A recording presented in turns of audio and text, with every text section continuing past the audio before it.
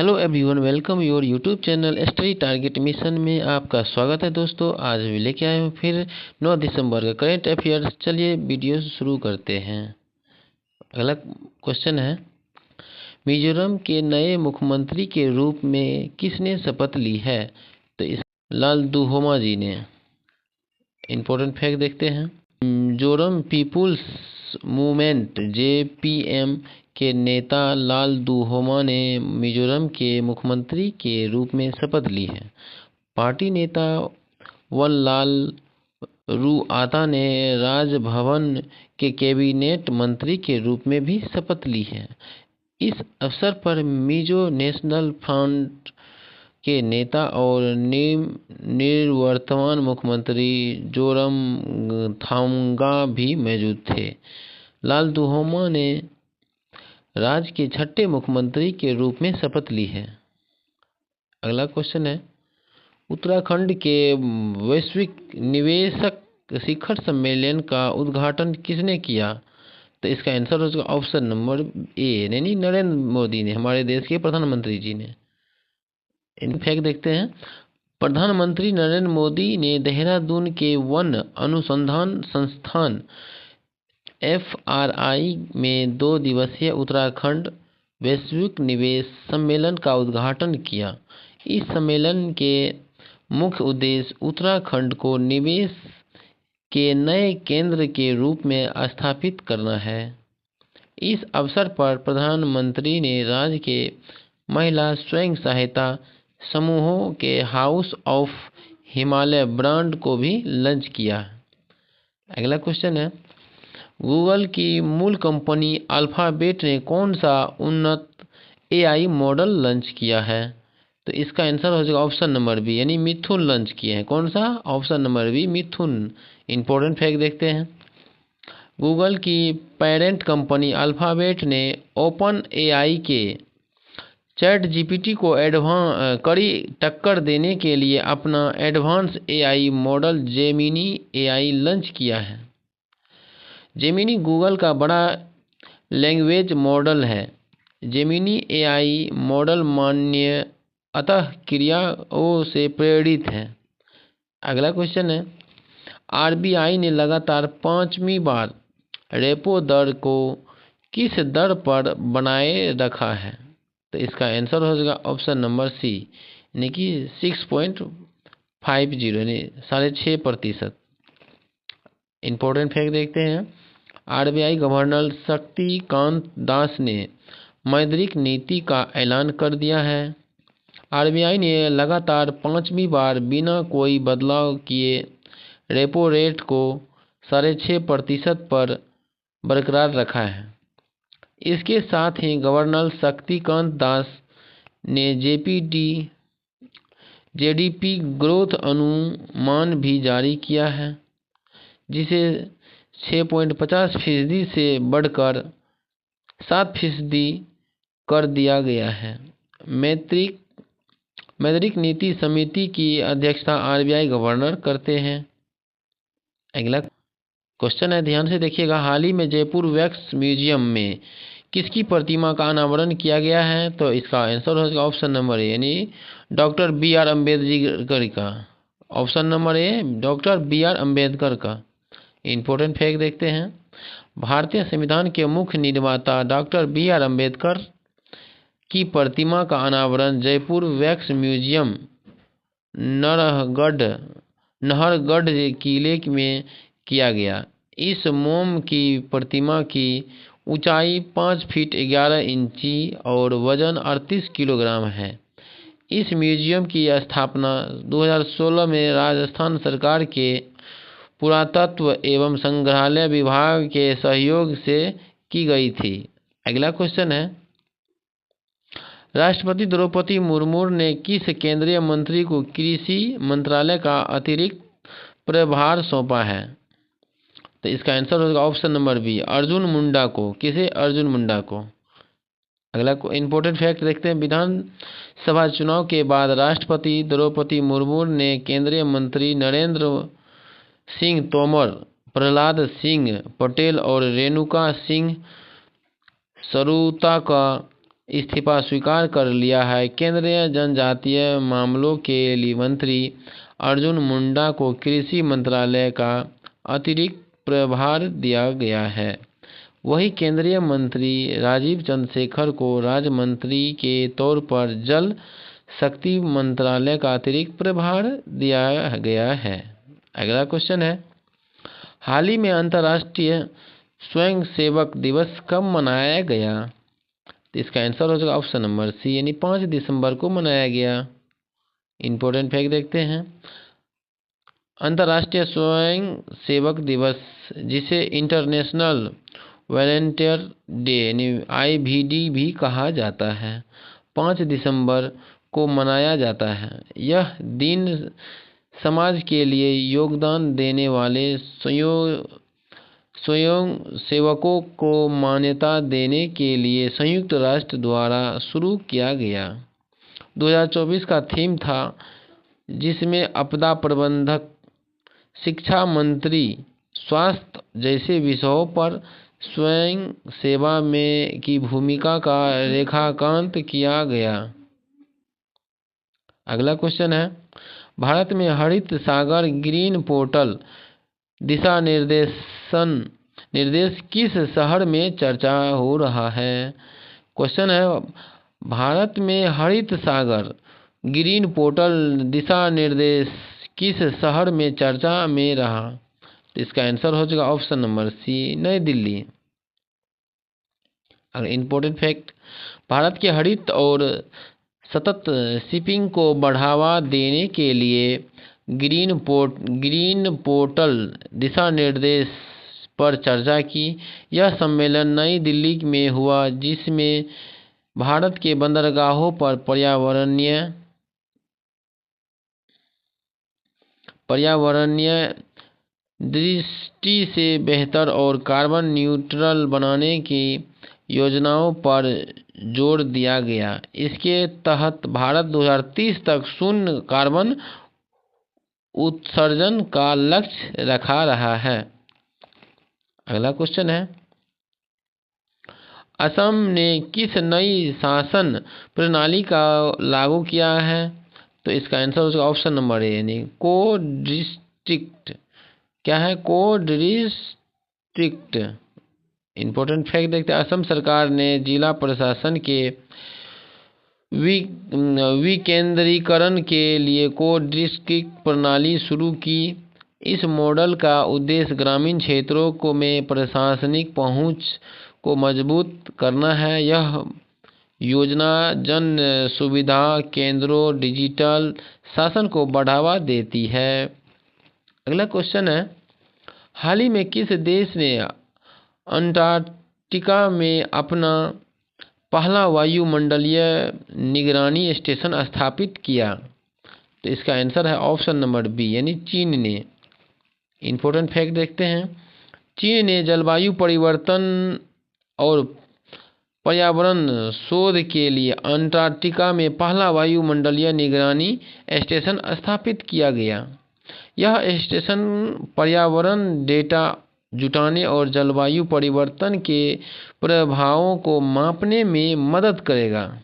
यहाँ से क्वेश्चन आपको देखने को मिलेगा, ये VVI क्वेश्चन है। अगला क्वेश्चन है, हाल ही में भारत ने किस प्रकार की मिसाइल का सफल परीक्षण किया है? तो इसका आंसर होगा ऑप्शन नंबर ए, ने हाइपोसोनिक मिसाइल। कौन सा है? हाइपोसोनिक मिसाइल का सफल परीक्षण कर लिया गया है। इंपॉर्टेंट फैक्ट है, ये VVI है। अगर इंपॉर्टेंट फैक्ट क्या देखते हैं इसका, भारत ने स्वदेशी तकनीकी से विकास हाइपोसोनिक मिसाइल का सफल परीक्षण किया है।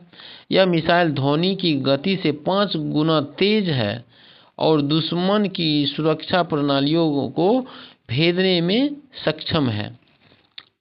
रक्षा अनुसंधान का विकास संगठन DRDO ने 16 नवंबर 2024 की देर रात उड़ीसा के तट पर डॉक्टर APJ अब्दुल कलाम द्वीप से भारत की पहली लंबी दूरी की हाइपोसोनिक मिसाइल का सफल उड़ान परीक्षण किया।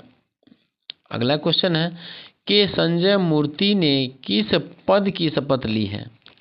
के संजय मूर्ति। के संजय मूर्ति ने किस पद की शपथ ली है? तो इसका आंसर हो जाएगा ऑप्शन नंबर बी, यानी नियंत्रक एवं महालेखा परीक्षक के लिए। इंपॉर्टेंट फैक्ट देखते हैं। के संजय मूर्ति ने भारत के नियंत्रक एवं महालेखा परीक्षक का पदभार ग्रहण किया। सीजीए का मुख्य कार्य सरकारी वित्त खातों की जांच और ऑडिट करना है। इंपॉर्टेंट फैक्ट के बाद अगला क्वेश्चन है, हाल ही में किस राज्य ने बेरोजगारी दर को 3.2% तक कम करने की घोषणा की? तो इसका आंसर हो जाएगा ऑप्शन नंबर डी, यानी उत्तर प्रदेश। हाल ही में किस राज्य ने बेरोजगारी दर यानी बेरोजगारी को दूर करने के लिए 3.2% तक बेरोजगारी कम करने की घोषणा की है? तो उत्तर प्रदेश ने। हमारे योगी जी किए होंगे। देखते हैं इंपॉर्टेंट फैक्ट। उत्तर प्रदेश ने रोजगार सीजन में सुधार करते हुए 2024 में बेरोजगारी दर 3.2% तक घटाया। इस सुधार के पीछे राज्य सरकार का कौशल विकास योजना और औद्योगिक निवेश नीतियां हैं। अगला क्वेश्चन है, विश्व मृदा दिवस 2024 का विषय क्या था? यहाँ से एक बार क्वेश्चन 2 या 3 दिसंबर को क्वेश्चन बनाए थे, उसमें भी पूछा गया था। आज फिर रिपीट है क्वेश्चन। तो इसका आंसर हो जाएगा ऑप्शन नंबर डी, यानी स्वस्थ मृदा स्वस्थ जीवन। स्वस्थ मृदा स्वस्थ जीवन, यही थीम था मृदा दिवस का। और इम्पोर्टेंट फैक्ट देखते हैं। 5 दिसंबर को विश्व मृदा दिवस मनाया गया। 2024 मिट्टी की गुणवत्ता में सुधार और सतत कृषि के महत्व को दर्शाता है। अगला क्वेश्चन है, नेब्रास्का ने 6 दिसंबर को किस भारतीय नेता की स्मृति में दिन घोषित किया? तो इसका आंसर है ऑप्शन नंबर ए, महात्मा गांधी। इंपॉर्टेंट फैक्ट देखते हैं।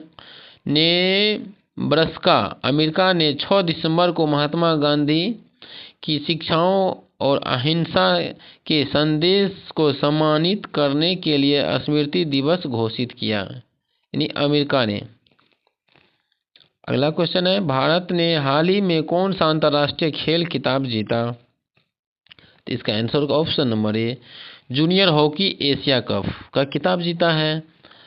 इंपॉर्टेंट फैक्ट, भारत ने पाकिस्तान को हराकर जूनियर हॉकी एशिया कप 2024 जीता।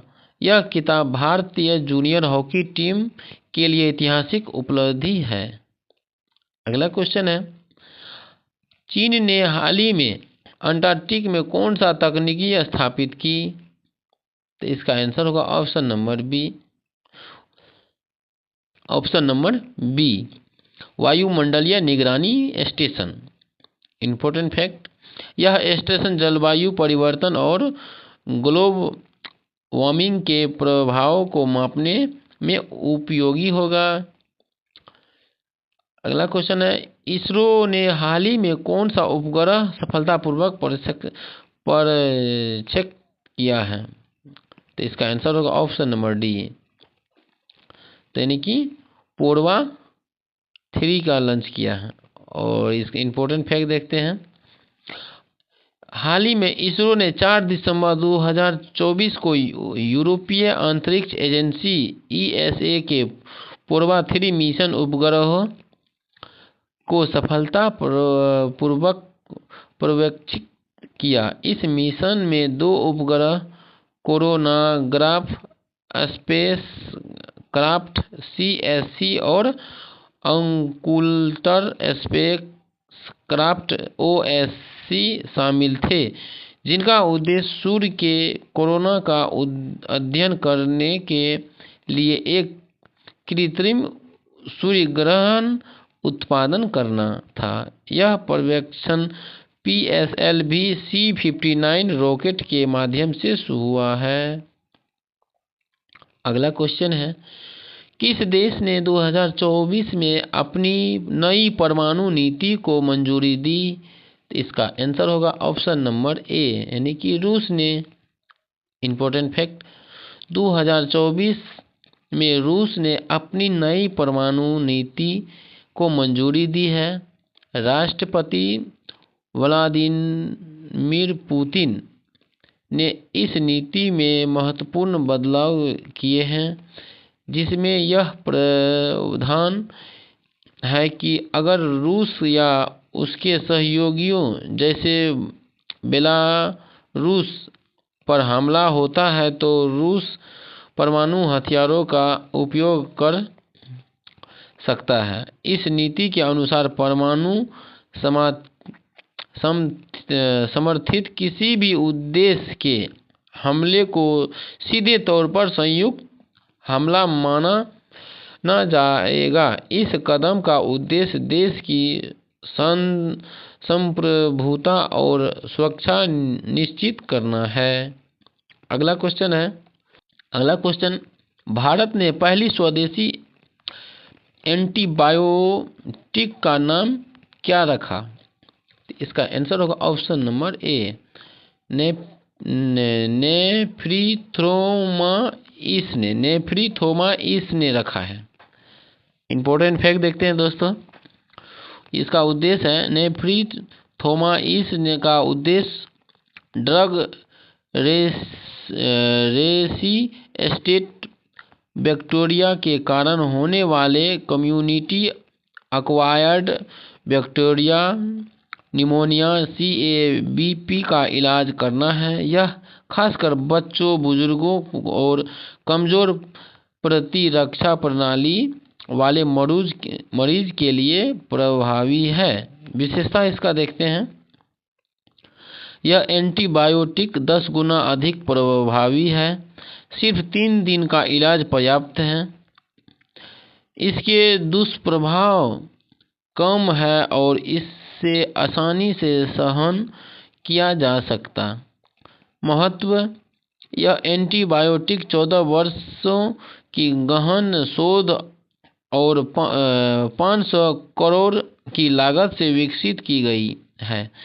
यह दवा AMR के खिलाफ भारत की अग्रणी भूमिका को दर्शाती है, जो एक गंभीर वैश्विक स्वास्थ्य संकट है।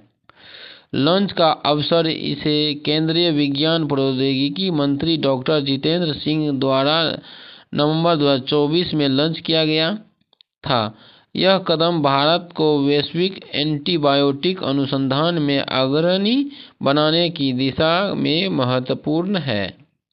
अगला क्वेश्चन है, किस राज्य ने नैनो बबल तकनीक लागू की है? तो इसका आंसर होगा ऑप्शन नंबर बी, यानी दिल्ली ने। इंपॉर्टेंट फैक्ट: नैनो बबल तकनीक को 2024 में दिल्ली के राष्ट्रीय प्राणी उद्यान चिड़ियाघर में पानी की सफाई और शुद्धिकरण के लिए लागू किया गया।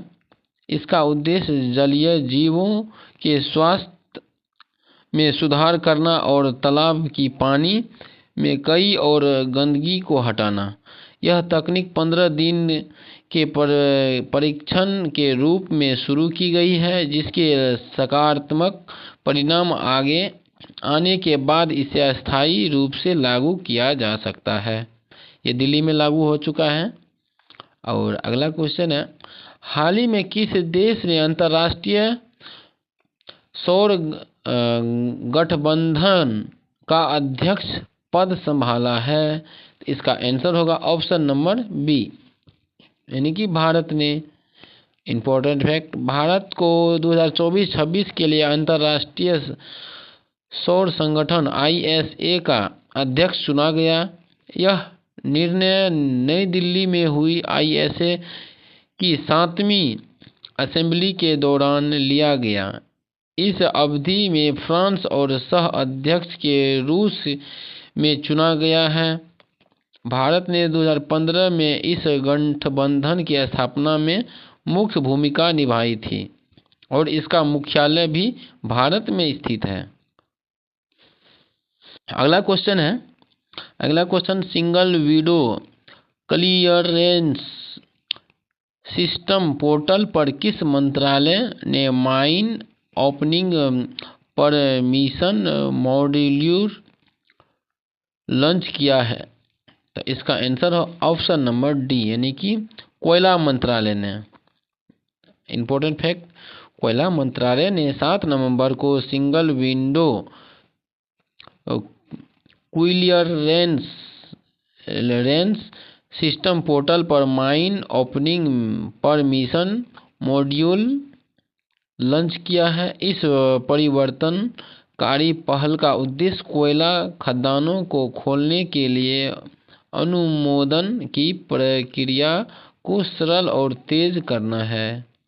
अगला क्वेश्चन है, भारत और किस देश के सीमा पर दरगाह इमिग्रेशन चेक पोस्ट का उद्घाटन किया गया है? तो इसका आंसर है option number B, Bhutan. Important है, भारत और भूटान के बीच आपसी संबंधों को बढ़ावा देते हुए असम के राज्यपाल लक्ष्मण प्रसाद आचार्य ने 7 नवंबर को तामुलपुर जिले के दरंगा में आयोजित एक समारोह में भूटान के प्रधानमंत्री दाशो शेरिंग तोब्गे की मौजूदगी में दरगाह इमिग्रेशन चेक पोस्ट का उद्घाटन किया। अगला क्वेश्चन, फिडे विश्व शतरंज रैंकिंग में किस भारतीय शतरंज खिलाड़ी ने दूसरा स्थान हासिल किया? तो इसका आंसर है option number C, Arjun Erigaisi ने दूसरा स्थान शतरंज में हासिल किया है, सेकेंड स्थान। इंपॉर्टेंट फैक्ट, भारतीय शतरंज खिलाड़ी अर्जुन एरिगेसी ने 7 नवंबर को चेन्नई ग्रैंड मास्टर एलेकेसी सराना के खिलाफ तीसरे दौर की शानदार जीत के बाद फिडे विश्व शतरंज रैंकिंग में दूसरे स्थान हासिल किया। अगला क्वेश्चन, व्हाइट हाउस का चीफ ऑफ स्टाफ किसे नियुक्त किया गया? तो इसका आंसर है ऑप्शन नंबर डी, सुसी विल्स को व्हाइट हाउस का चीफ ऑफ स्टाफ का नियुक्त किया गया है। इंपॉर्टेंट फैक्ट, अमेरिका ने नवनिर्वाचित राष्ट्रपति डोनाल्ड ट्रंप ने चुनावी अभियान में महत्वपूर्ण भूमिका निभाने वाली सुसी विल्स को व्हाइट हाउस का चीफ ऑफ स्टाफ नियुक्त किया है। बता दें कि वह व्हाइट हाउस की चीफ ऑफ स्टाफ बनने वाली पहली महिला होगी। अगला क्वेश्चन है, भारतीय सड़क कांग्रेस का 83वां वार्षिक सम्मेलन कहाँ शुरू हुआ है? तो इसका आंसर है ऑप्शन नंबर ए, यानी कि रायपुर में हुआ, राजस्थान की राजधानी रायपुर। भारतीय सड़क कांग्रेस का 83वां वार्षिक सम्मेलन 8 नवंबर से छत्तीसगढ़ के रायपुर में शुरू हो रहा। केंद्रीय सड़क परिवहन और राजमार्ग मंत्री नितिन गडकरी इस सम्मेलन का उद्घाटन करेंगे, यानी कि राजस्थान यानी छत्तीसगढ़ की राजधानी रायपुर, राजस्थान की राजधानी जयपुर होता है।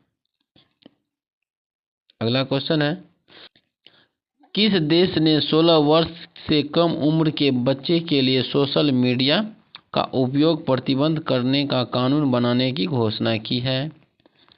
इसका आंसर है ऑप्शन नंबर बी, यानी ऑस्ट्रेलिया ने। ऑस्ट्रेलिया में 16 वर्ष से कम उम्र के बच्चे पर कानून बनाने की प्रतिबंध घोषणा किया। सोशल मीडिया कोई भी यूज नहीं कर सकते, यानी ऑस्ट्रेलिया में।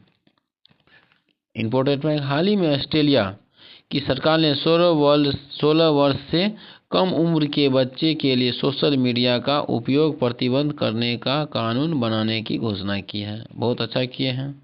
हमारे भारत सरकार में ऐसा कानून बन जाएगा तो विद्यार्थी लोग और एजुकेशन आगे बहुत बढ़ जाएगा।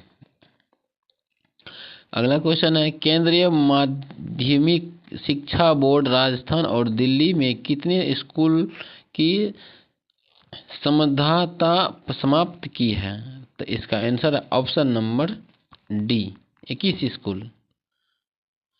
केंद्रीय माध्यमिक शिक्षा बोर्ड CBSE ने राजस्थान और दिल्ली में कुल 21 स्कूल की संबद्धता समाप्त की है। इसमें 16 स्कूल दिल्ली और 5 स्कूल राजस्थान में थे।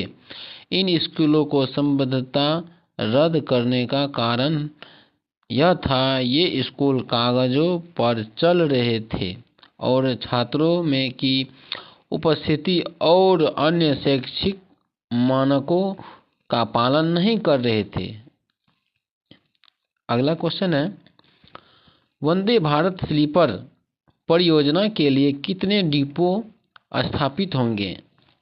इसका आंसर है ऑप्शन नंबर सी, यानी कि 3 डिपो। इंपॉर्टेंट फैक्ट है, वंदे भारत स्लीपर ट्रेन परियोजना के तहत रेलवे की योजना है कि इन ट्रेनों के रखरखाव के लिए अलग अलग डिपो बनाए जाए।